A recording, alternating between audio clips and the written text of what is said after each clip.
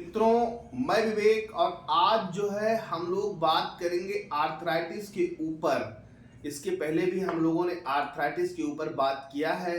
Arthritis जिसे हम लोग जो है गठिया के नाम से जानते हैं। गाँव में हम लोग कॉमनली देखते हैं कि लोगों को चलने फिरने में समस्याएं होती हैं। हम लोग गठिया के मरीजों को देखते आए हैं। तो आज हम लोग उसी आर्थराइटिस के ऊपर बात करेंगे। ठीक है, बेसिकली जो आर्थराइटिस होता है वो आपका दो प्रकार से का होता है। एक होता है आपका इन्फ्लामेटरी आर्थराइटिस, दूसरा होता है आपका नॉन इन्फ्लामेटरी आर्थराइटिस।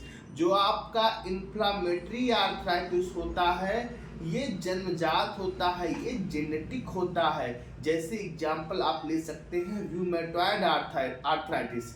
ठीक, दूसरा जो होता है आपका नॉन इन्फ्लामेटरी जो कि जन्मजात नहीं होता है, वो एज रिलेटेड होता है। 40 साल, 50 साल, 55 साल, 60 साल तो एज से होता है। साथ ही में जो आदमी ओवरवेट रहेगा तो तमाम उसकी कंडीशंस होती हैं। ठीक, तो इन्फ्लामेटरी मतलब जो जन्मजात हो, जो जेनेटिक हो, और नॉन इन्फ्लामेटरी का मतलब होता है जो बाद में होता है।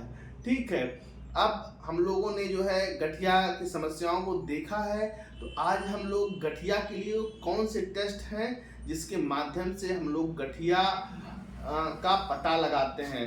तो हम लोग आर फैक्टर, रूमेटॉइड फैक्टर हम लोगों ने सुना है, वो टेस्ट करवाते हैं। साथ ही में हम लोग CRP बोले तो C reactive protein, HLA-B27, anti-CCP, और साथ ही में जो है और भी कुछ टेस्ट होते हैं, एक्सरे, अल्ट्रासाउंड, MRI।